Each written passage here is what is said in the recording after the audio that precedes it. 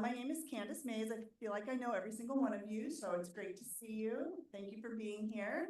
And welcome to our 10 Days of Connection panel, Unspoken Realities, Transforming Perspectives on Parental Incarceration. And we're so happy to be able to host this panel and be part of 10 Days of Connection. We have Toya here from Radical Partners, who is Radical Partners is the organization that organizes and oversees 10 Days of Connection. So thank you so much. And we have a lot of our volunteers and staff and board members and folks from Bills and Sunberg who very kindly, thank you, Michelle and company, for hosting us here. We're so appreciative of all you do for the community and all you do for us.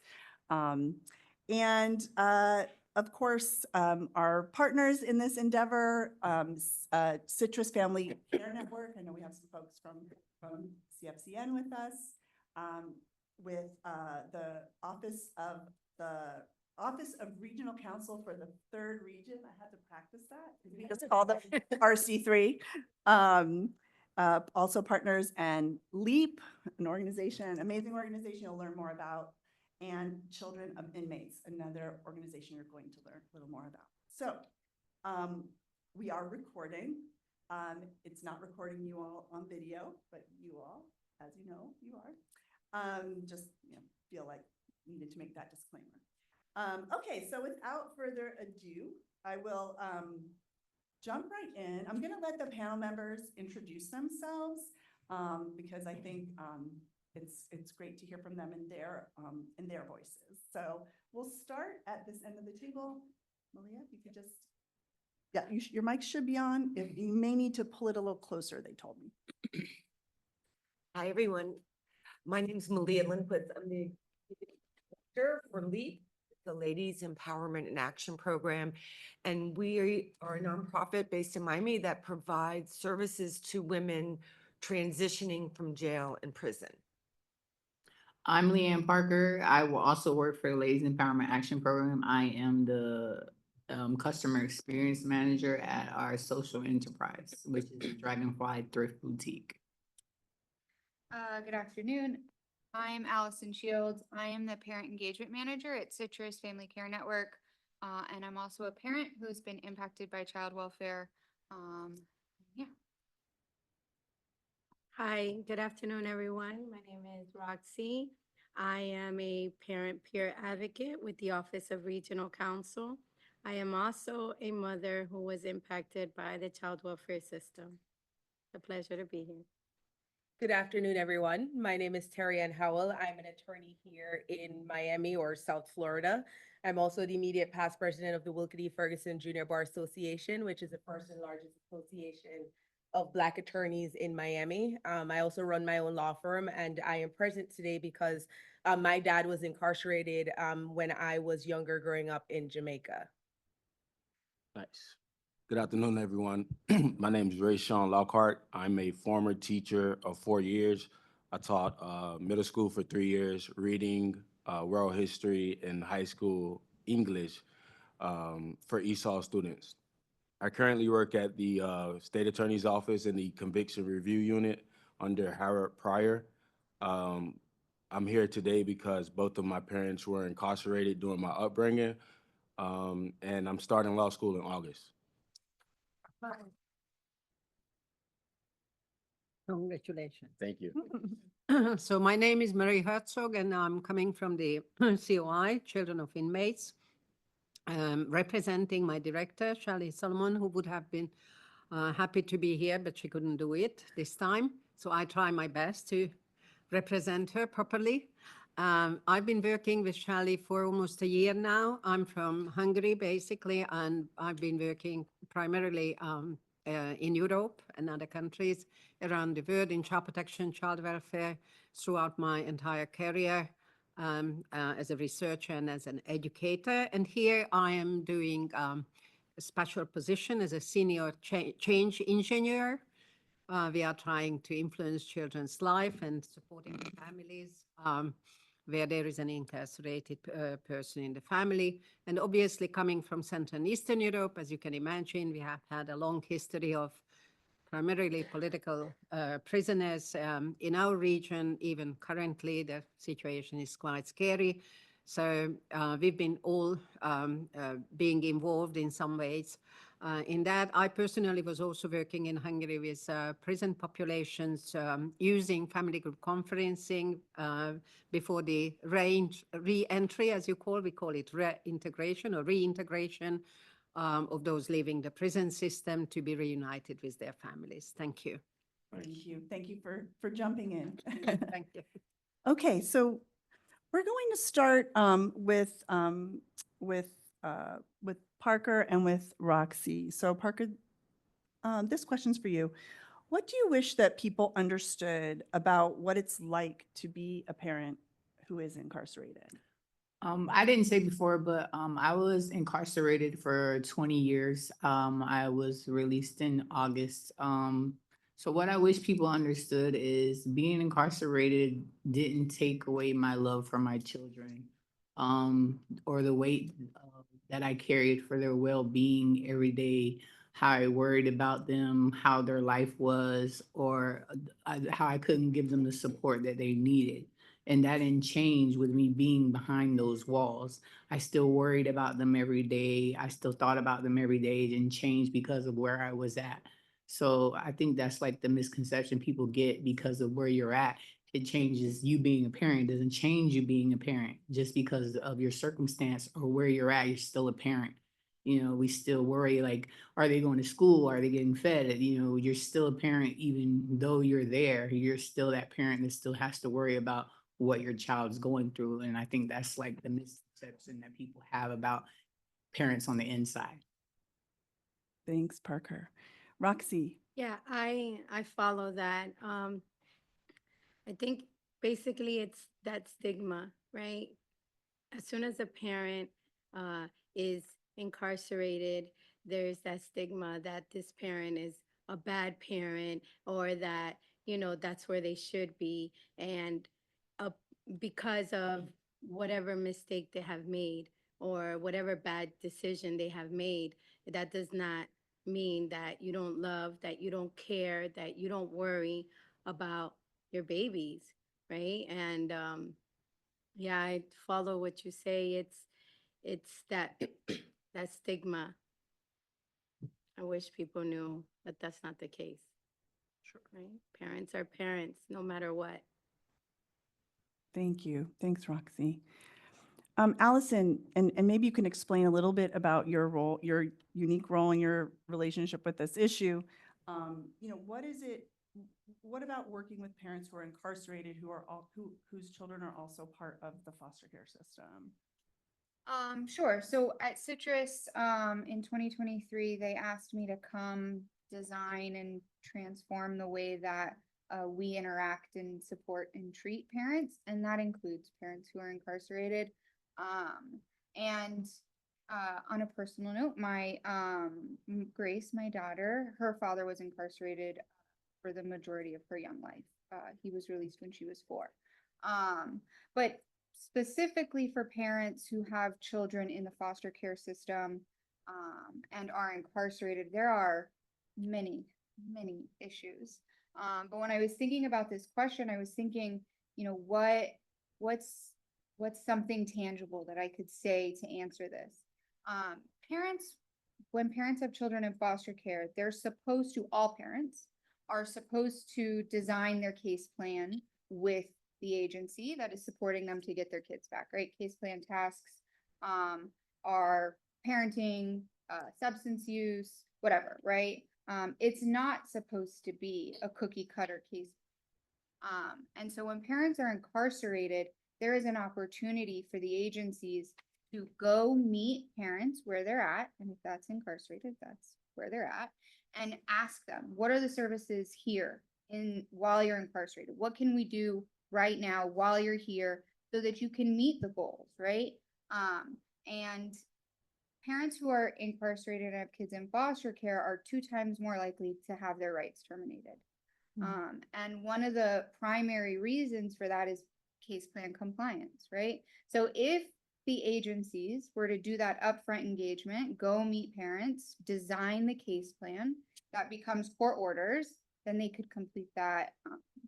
They could complete it and they wouldn't be found not in compliance, lessening the risk of TPR. Thanks, Allison. And Roxy, I know you're also a parent peer. Is there anything you want to add around that topic? Yes, so I'm thinking about a specific parent, right?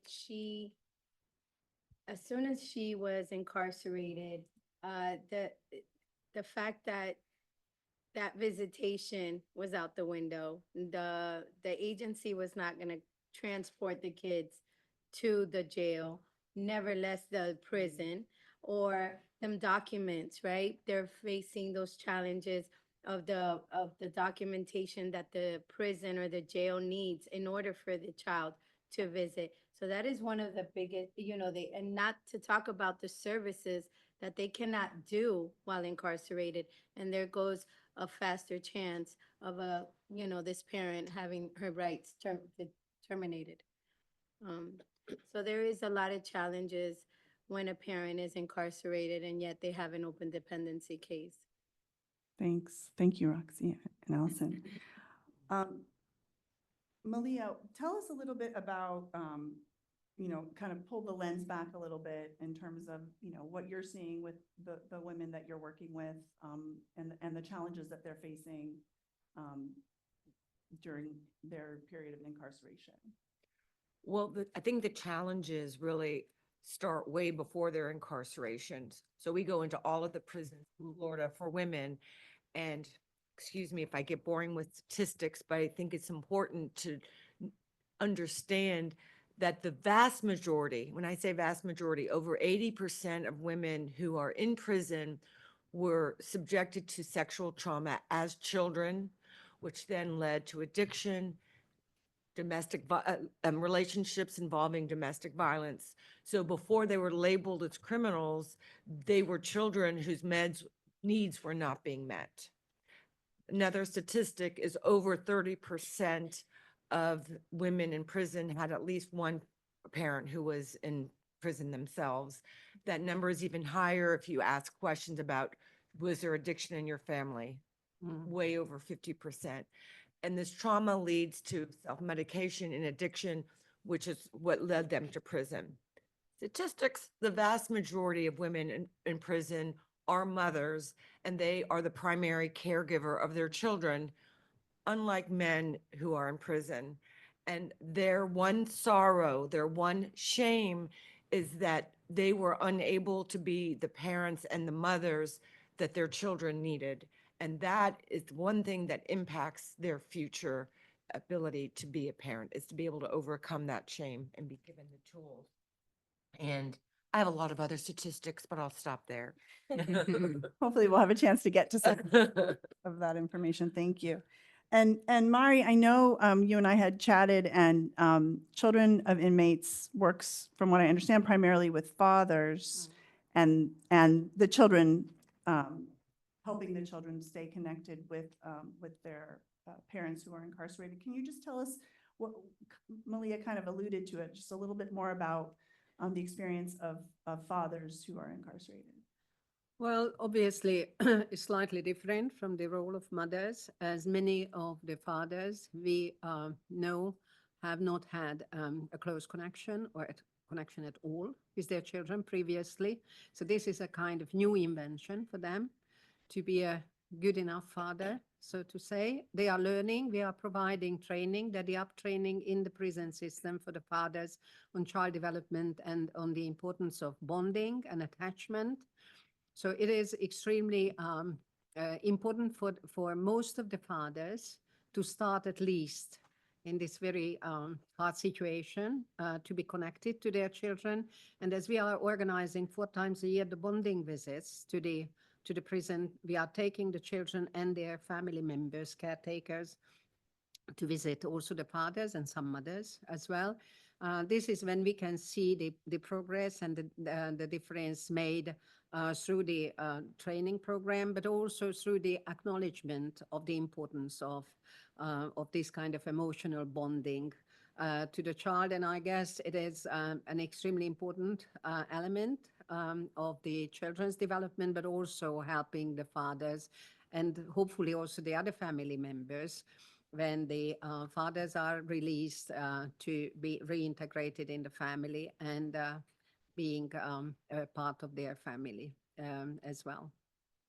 Thank you. So we've talked a lot about parents. We're going to shift now to the experience of children. And so turning to you, Rayshawn, growing up, excuse me, with parents who were incarcerated, what were some of the challenges that maybe people wouldn't realize for a child in that situation, Um, for you specifically? I think that just that me and my siblings and I, we existed, right? So once our parents are incarcerated, like we're just left to tag along with another relative who doesn't have the appropriate resources to shelter us, right? So I think therapy would have helped. So that child doesn't act off like impulse, like he's able to process this. So we lack the structure that a child needs because we're with our relatives who children aren't as receptive. Like when you're visiting because you're coming over for the weekend, that's fine. But now you got this entire family just coming in, intruding on us, so they don't understand it. So it's a lot of like complex issues, and I think the system with it being broken, that needs to be fixed. Like, okay, if someone does a crime, okay, they need to pay for what they did. But what about the children? How do they how are they affected from this?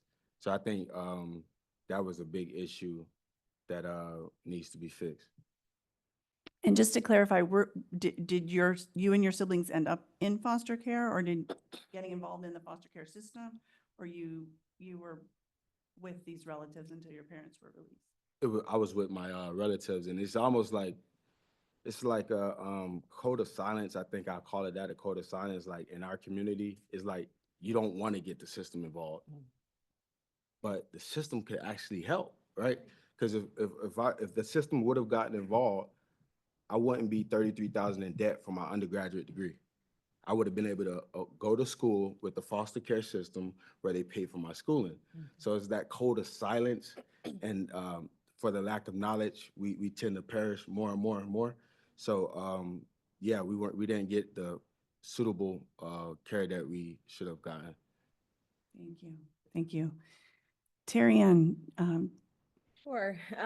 So Rayshawn, when I was preparing my answers for this, he used the word silence. And when I was going through, that was one of the biggest things that came up for me in regards to issues, that children of incarcerated parents face. And I'm saying this not just from my own experience, but also I do a lot of community work. I'm on several boards, and I'm also a former public defender for Miami-Dade. So I worked with incarcerated individuals regularly and their families. And one of the biggest things is the silent battles that a child faces, or silent battle that a child is going through, and the silent judgment.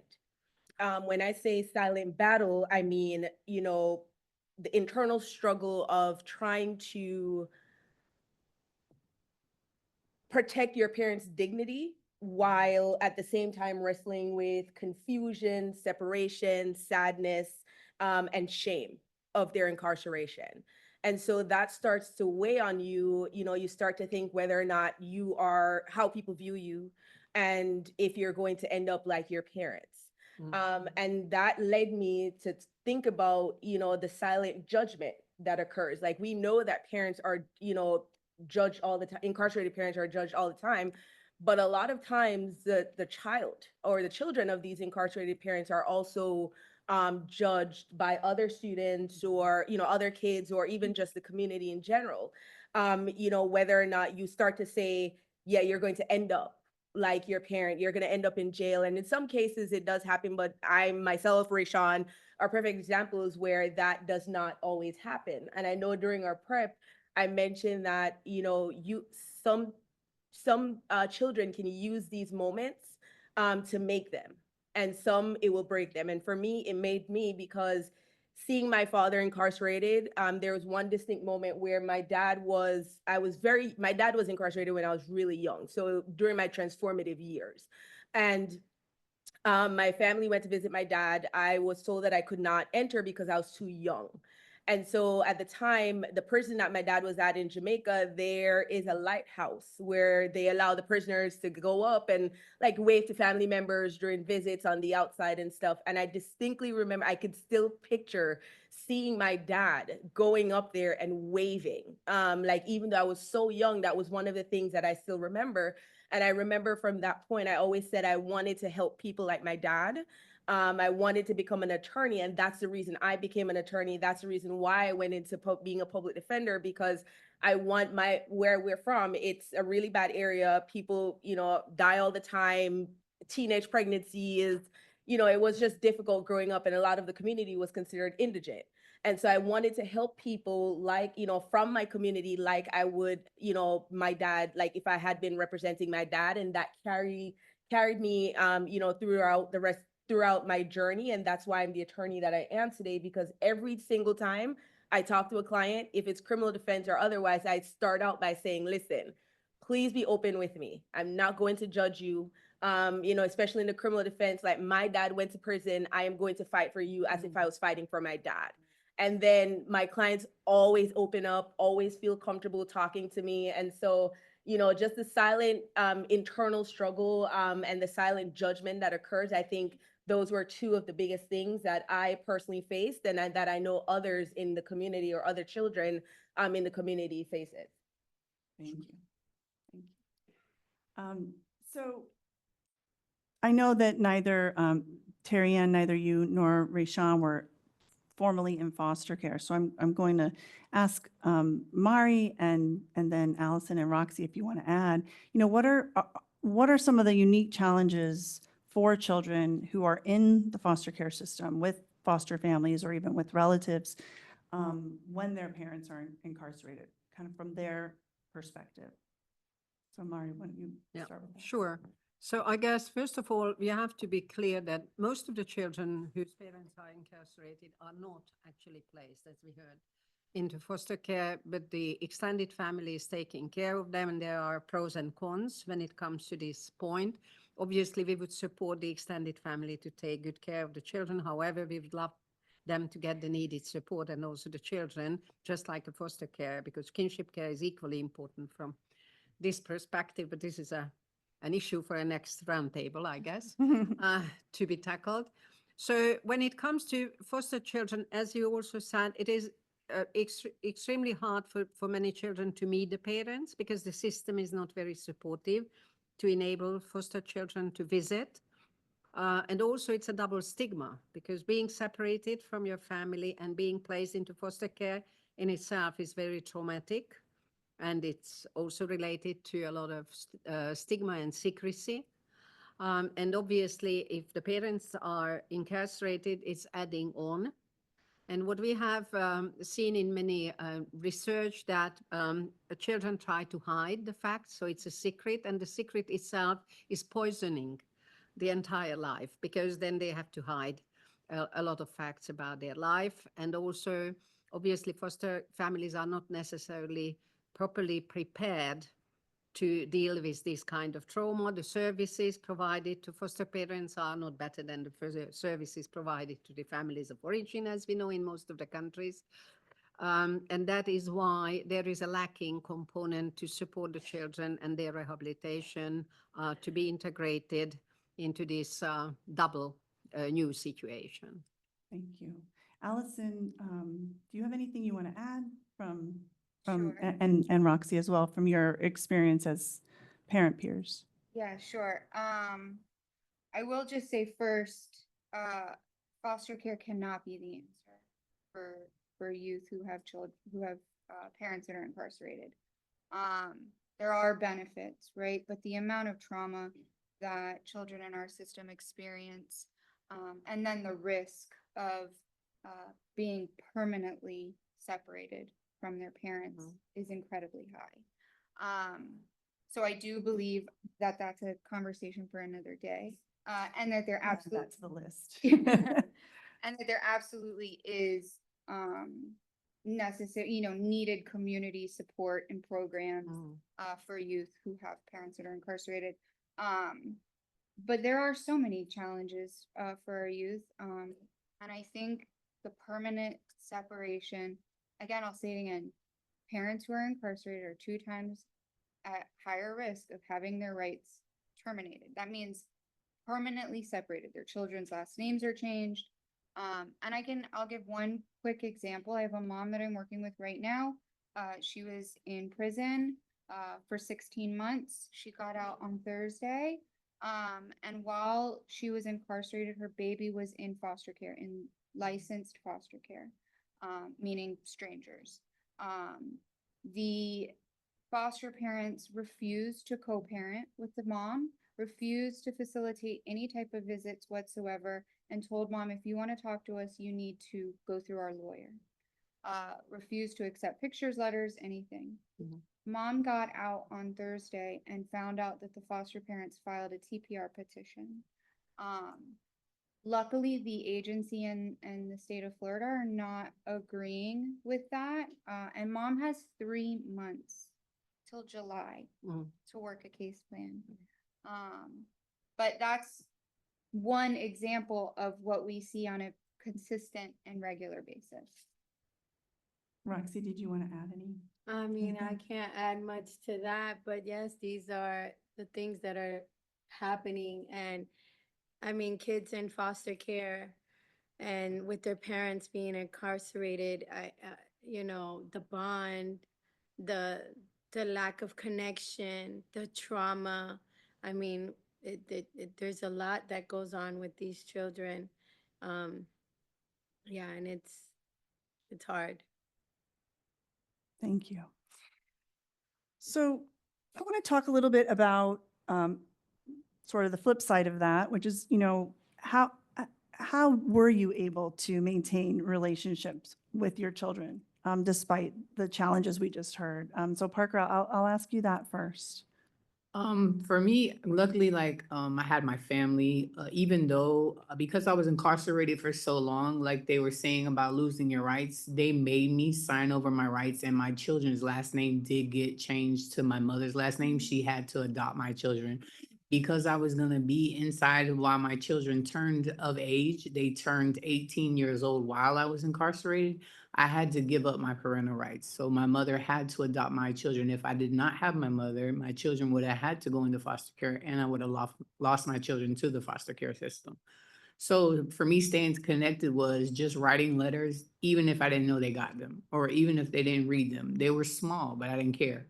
Once a week, I would send them personalized letters in each of their names. Even if they were small, I'd write a little, color them a letter or write them a heart with their name in it, just so it could have something personalized. So, and they knew it came from me. And it could have just been sitting there, but at least I knew I sent it to them. Or I would call, and even if they were playing, I would tell mom, well, put them on the phone, and I would say, hey, I love you.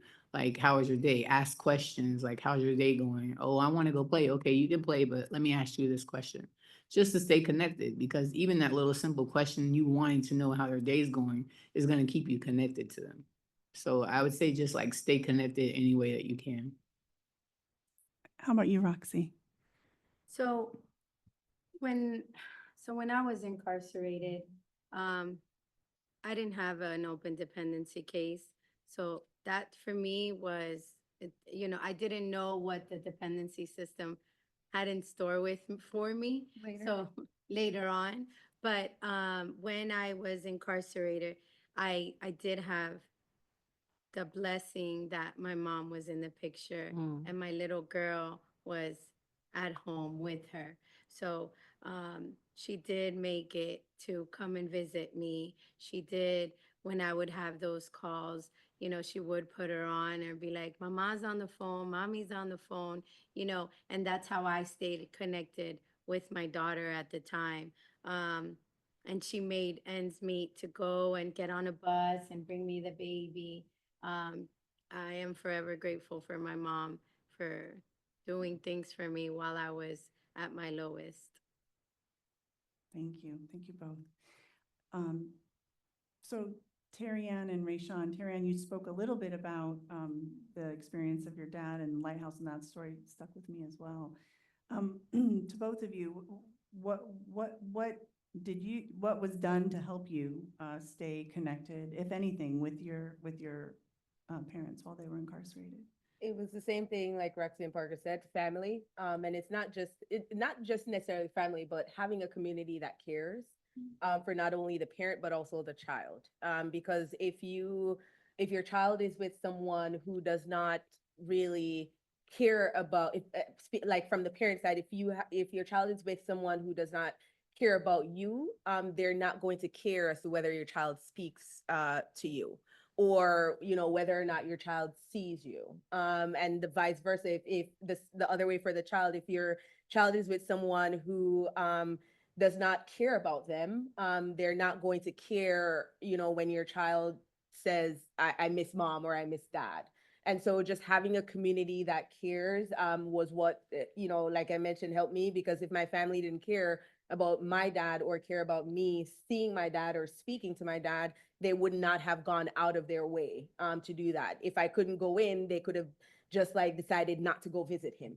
But instead, they still went inside, made it work for him to be able to see me and wave to me and stuff. So I think having a community that cares was what kept that connection with me and my dad. Thank you. How about you, Rayshawn? Oh, also, I would say we also had relatives that cared to make sure we still had a connection, because I vividly remember prison visits, going to see my mom and going to see my father, and we enjoyed those moments. But it was traumatizing leaving, knowing that your parent is still staying there and they're not coming home with you. But I do remember the moments, and my relatives, for the most part, tried to make sure we, spoke with them either on the phone or through a visit. Yes, Mari, I was going to come to you I next. would like to comment on that, because what we feel at COI, that children need preparation for the visits. So it's not just that you are going to visit, because it's traumatizing. Therapy would have helped. Very. Also, you have to be aware of the conditions, because it's not easy to do the visits. You have to go through a lot of administrative procedure. It's not a very child-friendly place. So it needs a lot of preparation. But also the other part of the story is that what we see that the event itself, we are organizing a very friendly environment as much as we can. So we are providing food. We are taking a lot of toys with us, so the kids can play with their parents during the visits and be as relaxed as possible. But the other part of the story is obviously that when we leave the prison, we need to organize some unwinding programs for the children to get rid of the stress and a lot of sorrow and bad feelings of leaving their parents behind. So this is a well built in and developed system that needs to be organized around the children's visits, not leaving them alone. Also, sometimes the caretakers who are coming with the children also need a lot of support, because it's very emotional for everybody and very, very hard to cope with for many adults, especially partners or parents of those incarcerated. So this is a process where we are trying to prepare everyone and also supporting them afterwards. And between the two bonding visits, COI is providing a lot of care coordination support to the families, because they are often in need. So it's not ending with the visit. It's also an ongoing support for the children and their families. Great. Thank you. So I want to turn now to sort of post-incarceration, the period after, when the parent's been released. So I'll I'll turn first to Parker, you and Roxy, and just ask you, what challenges did you face when you were trying to reconnect with your children after you were released? And also, what helped or what could have helped make that process go more smoothly? Well, first I think, well, I had a visit with children of inmates. Oh, That was okay. like, Wow. the first time I had seen my kids inside in like, I think it was like 9 years. I got to see them when they were like 7. I think I seen them when they were like 14 and 19 again through children of inmates. But also, I think just being their friend starting out again, because my youngest one, it was harder with her because she had more resentment than the older one. The older one remembered me being there and stuff, but the younger one, and also like being in the LEAP program, because they gave me a platform to come out with. Like I had a job, I had a place to go. So they see mom was doing good and mom's not doing the wrong thing. They were there to take me to the grocery store. Miss Webb, which is a facilitator, she held my grandson and let me walk around with my daughter while I went shopping. And, when they see like that you're doing the right thing, you're on the right path, everything's going the way that it's supposed to be going. But I feel like basically I just had to start out being their friend. I couldn't jump into mom, oh, don't do this, don't do that. This is this is that. I had to start out like, okay, I'm listening to you. I'm here as your friend, so we're going to reconnect now that way. And now it's back to mommy, this is happening to me. Mommy, this is happening to me. Now my youngest daughter is pregnant. I have a grandson with my oldest daughter. And now it's back to that, but I had to start as the friend. But I'm okay with that because now it's back to mommy and they don't stop calling me. So, and so I think that's, How old are your kids? one is 28 and one is 24. And I went in when they were 9 and 5. And I got out when they were 23. Well, I got out when they were 24 and 19. Hmm. So, yeah. Thank you. How about you, Roxy? I didn't have these resources that Parker had. The longest time that I did was 10 months in Broward County, and then I got transferred to Miami-Dade because I had a warrant in Miami. So I did 10 and 10.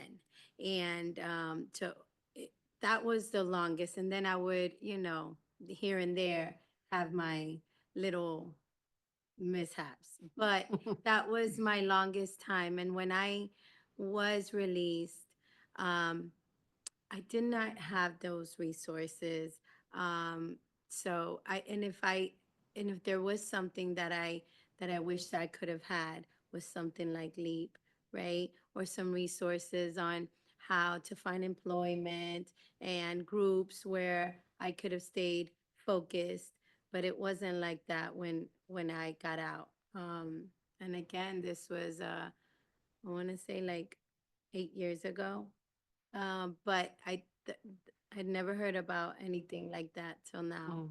And there was no resources. Nobody reached out to me, hey, this is what we have. Right. I think I'm going to skip around a tiny bit because I think this is a perfect moment to Malia to bring you in and can you give us just flesh out a little more, what study does sort of while women are incarcerated and then as they transition out? Yeah, so I'll start with the good news and the bad news. So the thing that we do and that we do well, like Parker said, we have a program inside the prison that's very gender specific where we form relationships with the women. It's 5 months, 5 days a week. We do fun things like entrepreneurship, but also cognitive behavioral interventions that are very gender specific that help women to be able to make good decisions and change the way they think and overcome the shame and self-loathing. And then for too few, when they get out, like Parker, they're picked up from the prison. They're brought to, we have a beautiful transition home. We have a social enterprise, the Dragonfly Thrift Boutique, Great thrift. dragonflythrift.org if you want to shop. Highly recommend. But they work there from that day. And so a few things happen. One, it's like what Parker said, there's been a lot of trust that needs to be rebuilt with not just their children, but the grandparents who have sick and tired of dealing with the addiction. And so by providing a place for them to live and work and have community and do the right thing, it allows them to rebuild trust with not just their children, but with the family members who have been taking care of the children during the time of their incarceration. And then while they're with us, of course, in addition, we connect with community partners in terms of helping them with, case management. And, and this is probably not, there's so few of the women who get to do this because they get out and they have to go right home and take care of their children. Our transition home does not accommodate children. And the parents are sick of it and like, no, you have to come home. And those are the ones that relapse and end up back in jail and prison. So we have the women who have the luxury of asking their family just a little bit longer, take care of these kids. There's so many who have to go back, and it's usually bad news. Women coming out of prison in Florida get $50, no bus pass, no phone, no clothes, and then they have to work a case plan. They've got to get to probation. I would go back and do crack myself if I was faced with those obstacles, because who can do that? And the thing, and I'm always calling to the women over here to help.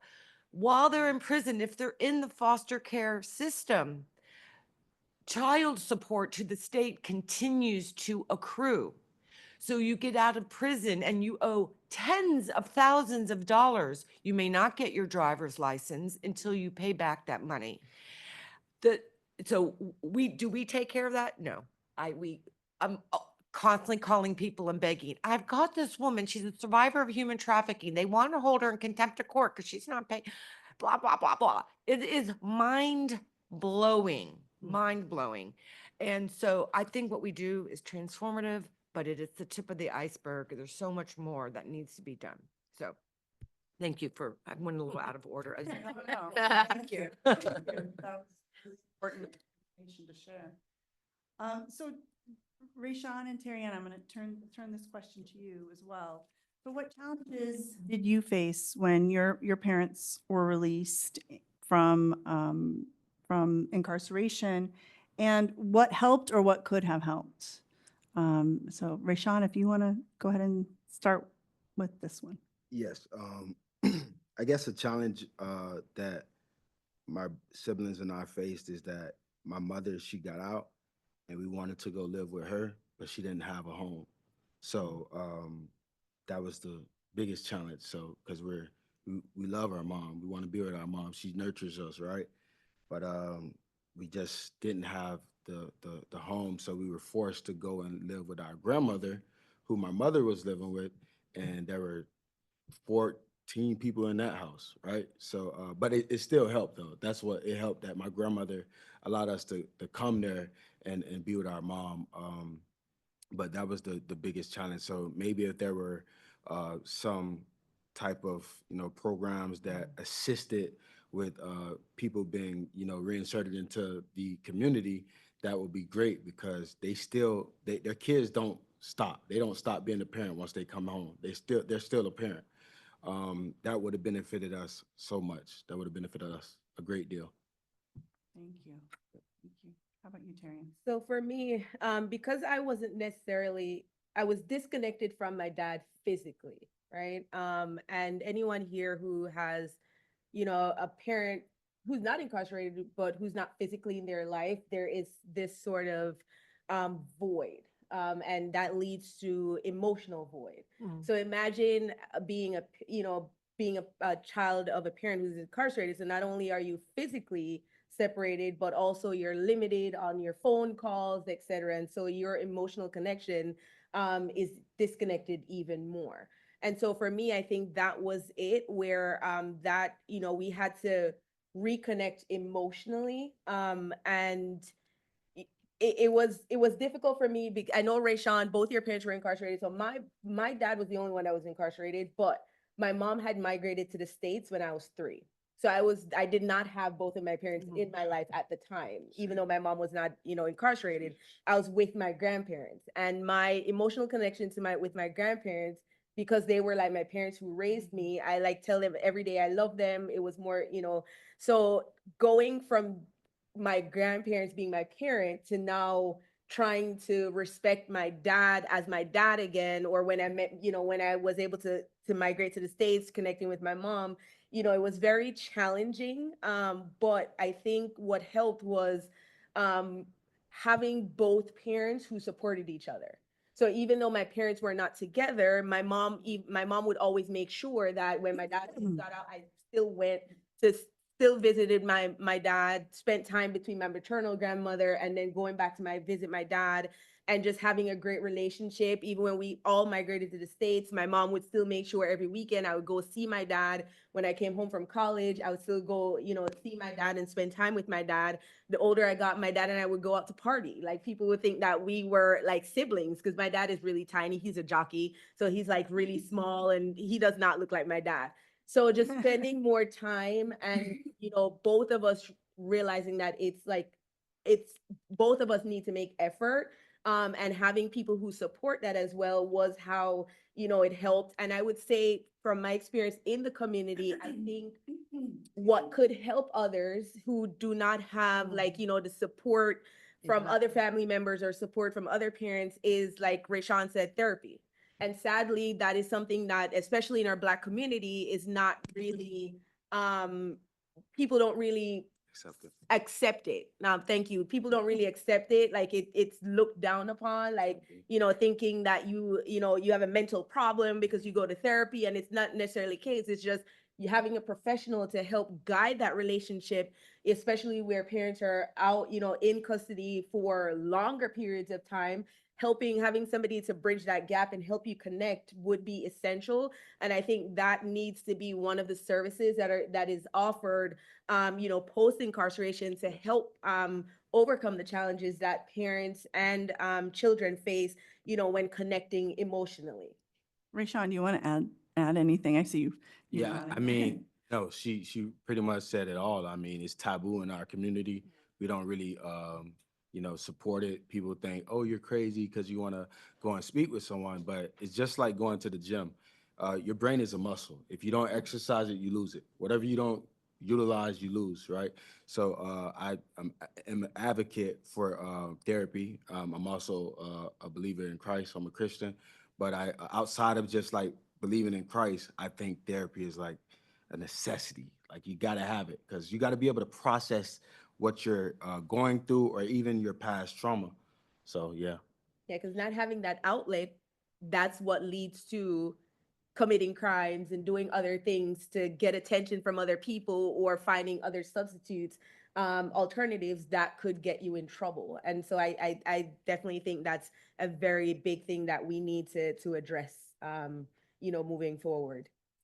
And what help, I know this is an out of the blue question, but I imagine, if I'm curious, maybe others are, how were you able to sort of shift your thinking around that, and seek help? Is it the age that you were when your dad was released, or when your parent, So I curious never had therapy during my younger years. I had therapy, as an adult, because of my own worldly experience.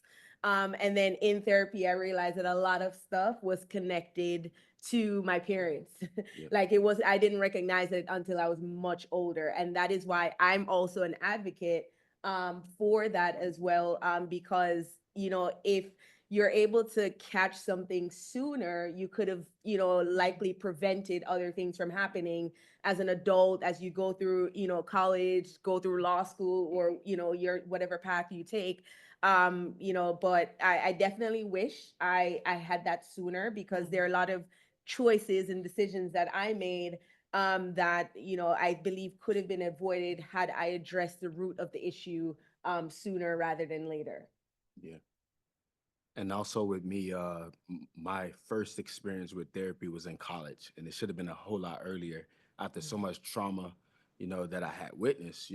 Even after my mom got out of prison, she got into an abusive relationship. I had to experience that. But my first sessions were in college. I chose to go and see a therapist on campus, And then I think what also allowed me to, be in a great place that I am now is my mentors. Like God inviting people in my life who saw something in me that I particularly couldn't see at the time, like the Wiki D. Ferguson Junior Bar Association that she's a part of. They gave me a scholarship. Bradford Cohen, a Jewish guy, I knocked on his door with my bachelor's degree, and they just saw like, hey, this guy's trying, right? This guy, yeah, he came from that, but he's trying. And when people see that you are trying, they want to help you. So, the great people that was in my life, they came and helped me. That's wonderful. Thanks for sharing that, Risha. Yeah. Mari, I'm going to ask you, what specifically does Children of Inmates do to kind of help with this post-release timeframe? So we try our best, but as you can hear, there are a lot of challenges. So people leaving the prison, the stigma remains. So this is really hard for them to find an employment. This is one of the big issues, and this is closely related to housing also. So paying rent is a big issue. How can you find a place where you are accepted coming out of the prison system?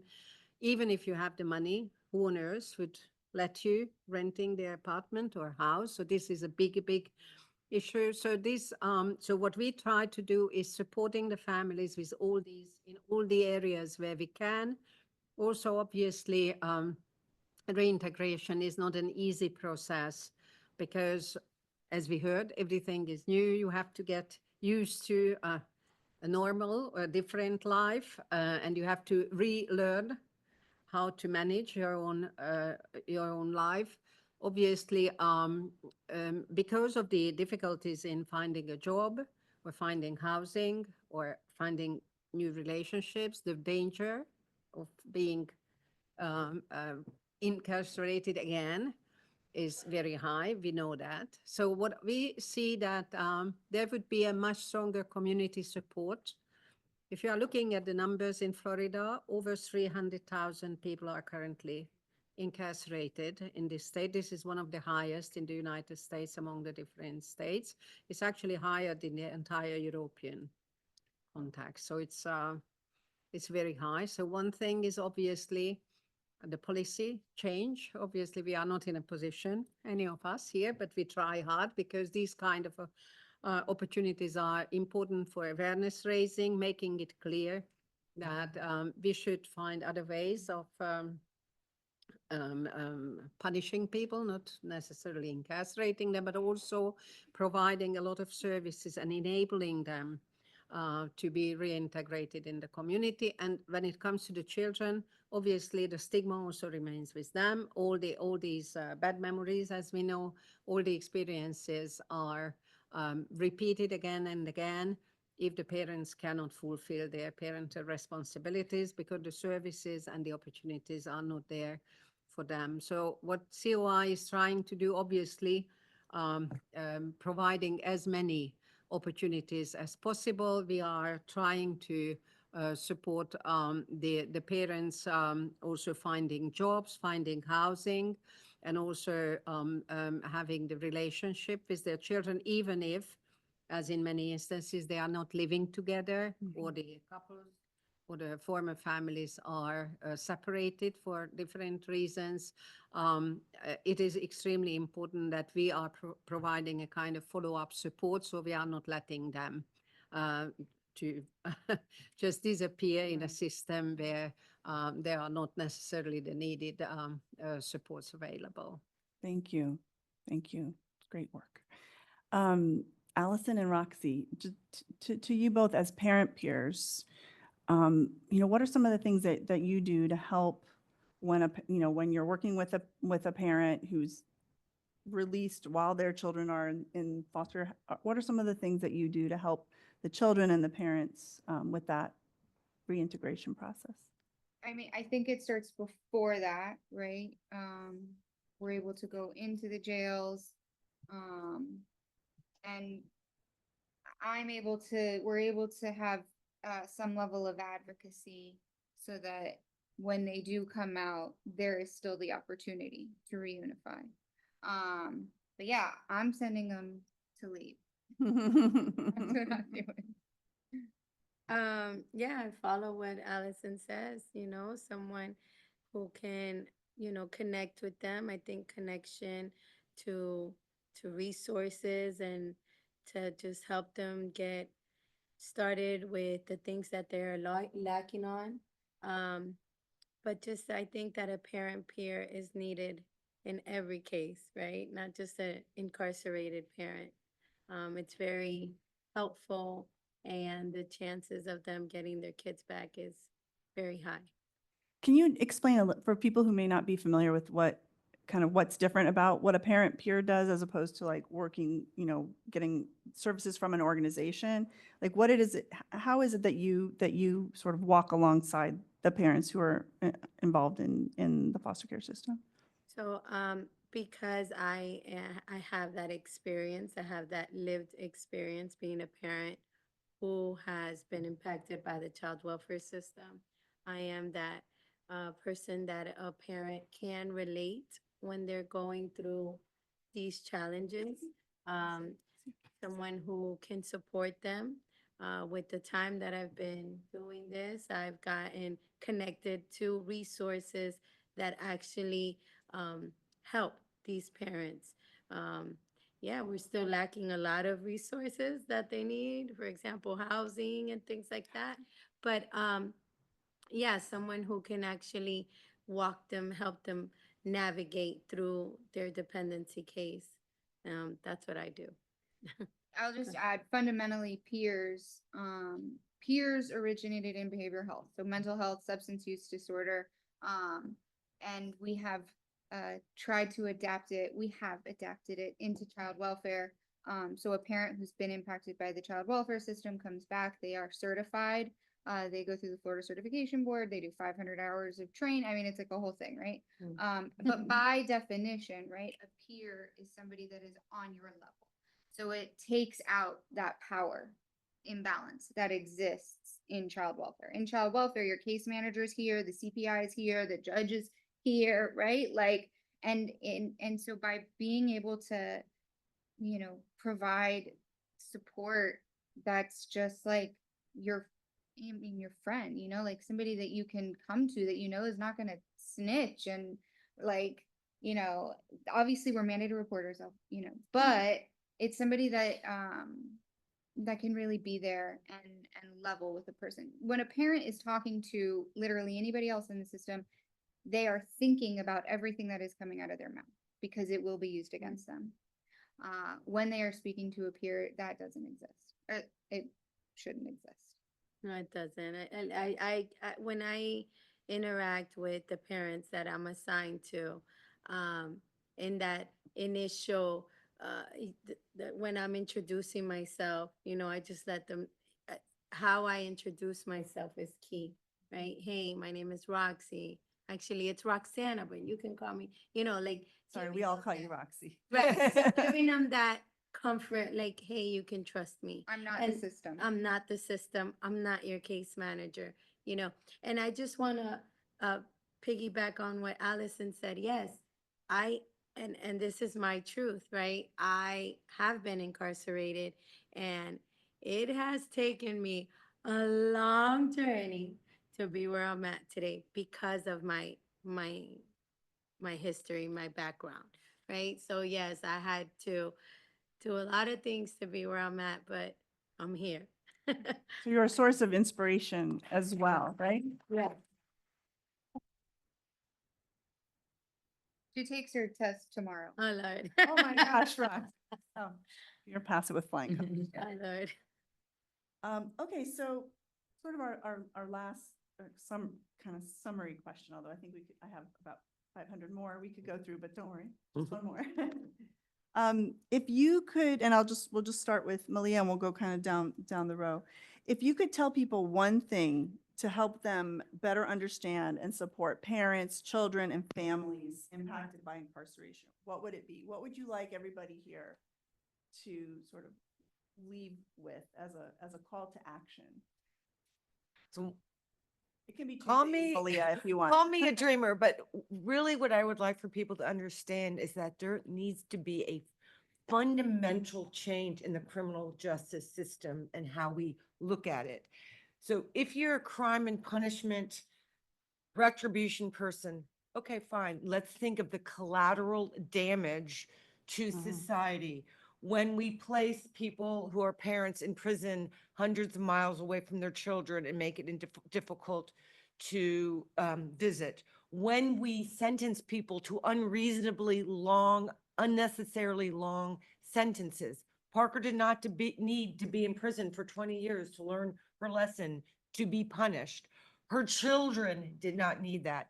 Her mother, who had to take care of her children, did not need that. So when we think about the criminal justice system, it's important to look at collateral damage when we are punishing someone. Who are we really punishing? And that takes a more holistic view when we are sentencing people to prison, when we are deciding what is a crime. So that is what I would like to take away, is a fundamental rethinking of the criminal justice system and who is really being punished. Not to mention taxpayers in terms of how long we're putting people in prison. We're giving them $50 when they walk out. Is that really saving money to give $50 to somebody? Again, what are you going to do? Go to the closest crack house because you want to self-medicate, because what are you going to do with $50? Anyway, I could go on and on.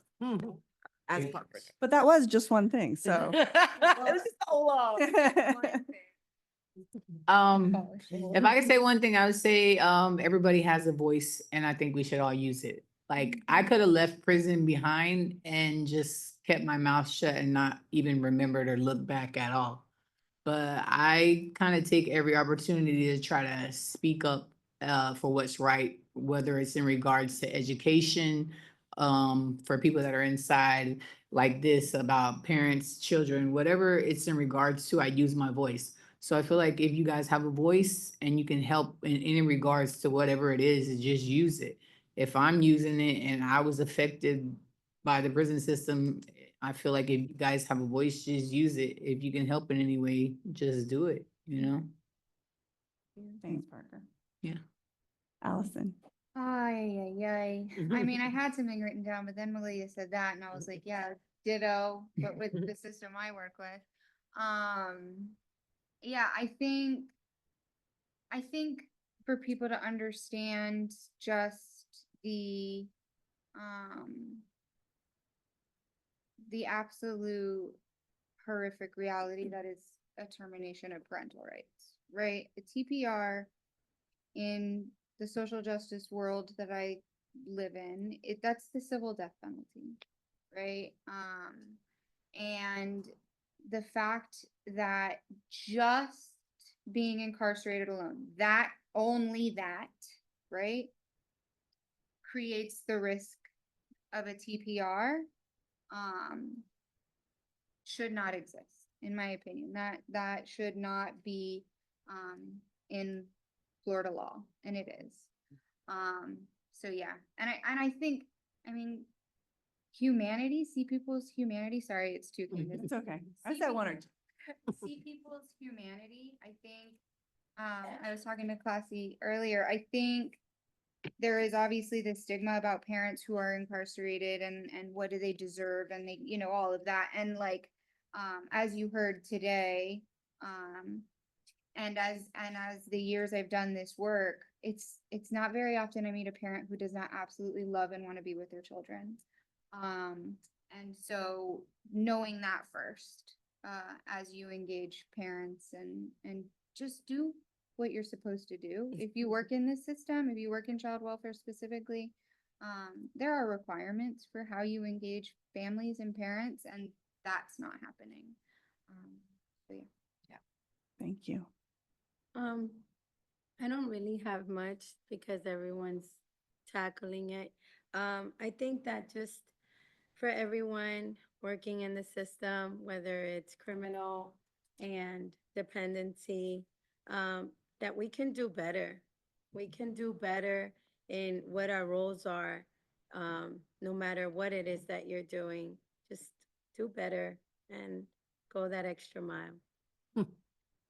So I had the exact same answer as Malia, but a different ending to it. So my response, I was thinking about this, is reminding people that incarceration does not only occur for the person in prison, Mhm. but for the family and everybody that the family interacts with.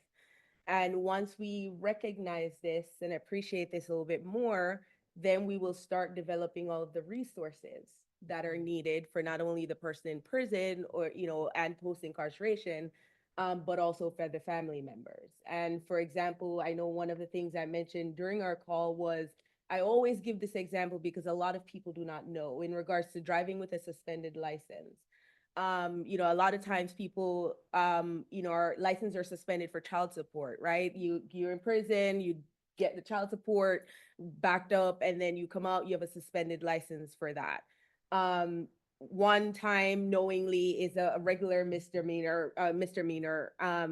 If you get it 3 times, you become an habitual, and then you're a convicted felon. Because once you become an habitual, that's a felony charge, right? And so as a felony, with a felony charge, you then lose certain rights, right, to vote, like all of these rights, right?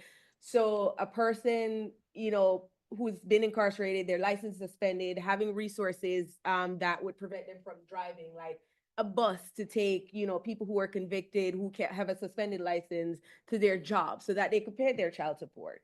Or having resources for the grandparents, helping them with getting whatever the child needs in order to visit the parent in jail, getting therapy for the child or different things. So I think once we recognize that everyone is impacted by the system, even if you're not physically in prison, we will, be able to get a lot farther in regards to helping those in the system and those affected by the system. So that could go, you asked for one, but that obviously could go into different areas as well. Thank you. And myself, I think opportunity, that's what comes to mind. Speaking from the perspective of my inner child, I would just want a fair opportunity. Don't give it to me, allow me to earn it, but allow me to have the fair opportunity like everyone else has. So that's the only thing that comes to mind, just the opportunity to succeed. Thank you, Rachel. And Mara, you have the Yeah, I guess, final word. no, we heard a lot of extremely important things, and it leads us to the understanding that this is not a standalone issue. So it is interconnected with all the other sectors, with all the other issues that are influencing the life of those incarcerated and their family members. So what is needed is a kind of acknowledgement of this kind of more holistic, complex approach to the issues, and understanding that every sector, all professionals and the members of the community have their own responsibilities and tasks to support and prevent, if possible, the incarceration, and also supporting those, as you said, who are suffering either because they were incarcerated or those family members who are affected by this. But the entire community is affected. It is clear. So we all have our homework. And I guess, as it was said in a very nice way, we have the mile to walk. So we have homework. Yeah, we have a lot We have a lot of work to do. Yeah. I have many thoughts and feelings right now, but I know we're close to the end of time. We had planned originally to have a Q&A, but in the interest of time, and I think we're going to draw it to a close here. But I don't want to do that without thanking each and every one of you, and I mean it on behalf of Florida Foster Care Review, all the organizations that are here today, all the people that are here today. It takes a lot of courage to share your personal story. It takes courage to lead an organization dealing with very challenging issues and systems. And this has been incredibly informative. And I've already talked to you guys several times, and I've learned more just here today, but also inspirational. The fact that you're willing to, put yourselves out there, share your story, share your truth, share your wisdom. There's a lot of us who work in child welfare, other systems, know about the concept of people with lived experience. And I was at a conference recently, and someone referred to people with lived experience as context experts. And that is what you are and who you are. And so we are so fortunate that you chose to share your expertise with us today, and very grateful. Thank you. Thank you for having me.